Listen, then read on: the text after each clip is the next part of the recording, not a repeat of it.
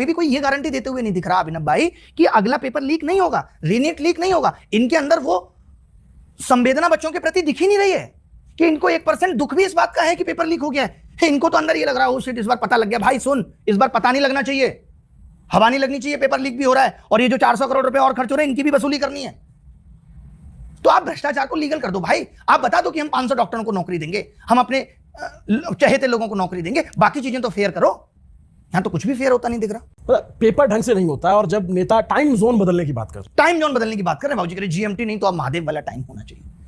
आप बताइए भाई साहब, हम और आप इतनी बार मिले या बात होती है, कभी आपने मुझसे पूछा कि आप किस भगवान की पूजा करते हैं? ये मेरा पर्सनल मामला है। आप किस भगवान की पूजा करते हैं, कितनी देर करते हैं, आपका पर्सनल मामला है। लेकिन आज देश का नेता बस यही दिखाने में लगा है कि आज मैं उज्जैन के इस मंदिर में हूं। ये आप छुट्टी लेकर के प्रॉपर जाइए। प्रधानमंत्री इस बात की ढोलक पीटते हुए सोमनाथ मंदिर चले जाते हैं कि इससे क्या है, जनता के प्रति आएगा कि ये आदमी के अंदर कितनी भक्ति है, तभी तो लोगों की भक्ति इनके लिए जग जाती है, लोग इनके भक्त हुए पड़े। भगवान हैरानी के साथ भगवान से मिलने भगवान खुद आ रहे हैं। भगवान कहते होंगे बाबूजी मैं आ जाता, आप बताते तो सही। तो ये सब दिखाना, पहले कौन से नेता दिखाते थे साहब कि किस मंदिर में जा रहे हैं? मोदी जी हर साल 2-4 राज्य में चुनाव होता है, 3-4 महीने उसमें रहते हैं, 1.5-2 महीने मंदिर में रहते हैं, 3-1 महीने विदेशी दौरों पे रहते हैं। देश के लिए कब काम करते हैं, कब सोचते हैं वो है? महीने में, साल में 12 उनकी मन की बात होती है, 18 परीक्षा पे चर्चाएं। बेरोजगारों की बात करने की बाबूजी को फुर्सत नहीं है।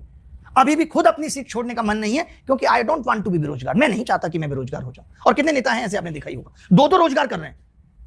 मनोज तिवारी 2-2 रोजगार, कंगना रनौत 2-2 रोजगार, रवि किशन 3-3 रोजगार, डांस वाला भी उनका ही।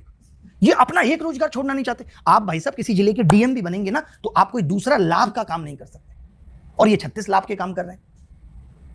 वहां पे कोई बदलाव नहीं आ रहा। मोदी जी ने इतने विधेयक पास किए, लोग बड़ी अप्रिशिएट करते हैं, मोदी जी ये ले आए। मोदी जी ने नेताओं के लिए क्या लाया कि जिससे नेताओं पे भी नकल कसे? मोदी जी ये कहते थे, मैंने मोदी जी का भाषण देखा था जिसमें कह रहे थे कि शुभेंदु अधिकारी के लिए कह रहे थे कि वो रिश्वत लेते हुए पकड़े गए, और आज आप तो उन्हीं के भरोसे बंगाल में सरकार बना पाए। आज आपने, कोई इनको कहने वाला नहीं है, कोई आईना दिखाने वाला नहीं है। जब ये बैठ जाते हैं, कभी पहली बात तो बैठते नहीं, कोई प्रेस कॉन्फ्रेंस करते नहीं, कभी ये टेबल पे बैठ जाए तो एंकर ऐसे ट्रीट करते हैं जैसे वो सच में भगवान है। यार भगवान ऐसा नहीं हो सकता।